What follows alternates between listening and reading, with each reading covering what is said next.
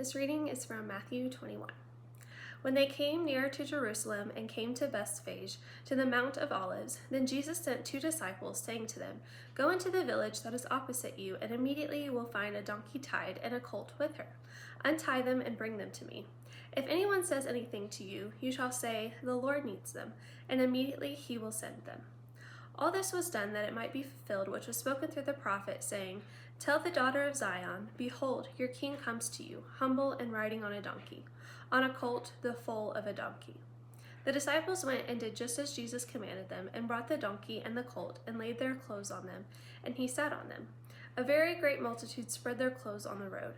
Others cut branches from the trees and spread them on the road. The multitudes who went in front of them and those who followed kept shouting, "Hosanna to the Son of David! Blessed is he who comes in the name of the Lord! Hosanna in the highest!" When he had come into Jerusalem, all the city was stirred up, saying, "Who is this?" The multitude said, "This is the prophet Jesus from Nazareth of Galilee." Jesus entered into the temple of God and drove out all of those who sold and bought in the temple, and overthrew the money changers' tables and the seat of those who sold the doves. He said to them, "It is written, 'My house shall be called a house of prayer,' but you have made it a den of robbers." The lame and the blind came to him in the temple, and he healed them. But when the chief priests and the scribes saw the wonderful things that he did, and the children who were crying in the temple and saying, "Hosanna to the Son of David," they were indignant and said to him, "Do you hear what these are saying?" Jesus said to them, "Yes. Did you never read, 'Out of the mouth of children and nursing babes you have perfected praise'?" He left them and went out of the city to Bethany and camped there. Now in the morning as he returned to the city, he was hungry. Seeing a fig tree by the road, he came to it and found nothing on it but leaves. He said to it, "Let there be no fruit from you forever." Immediately the fig tree withered away. When the disciples saw it, they marveled, saying, "How did the fig tree immediately wither away?"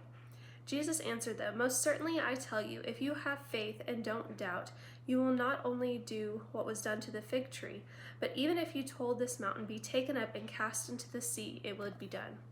All things, whatever you ask in prayer, believing, you will receive."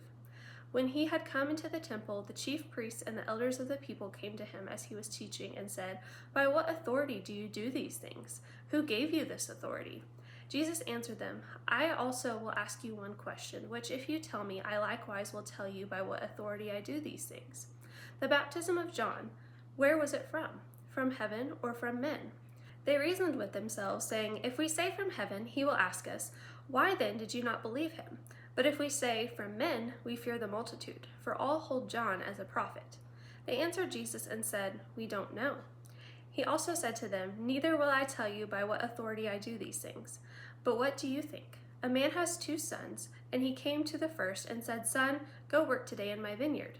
He answered, 'I will not.' But afterward he changed his mind and went. He came to the second and said the same thing.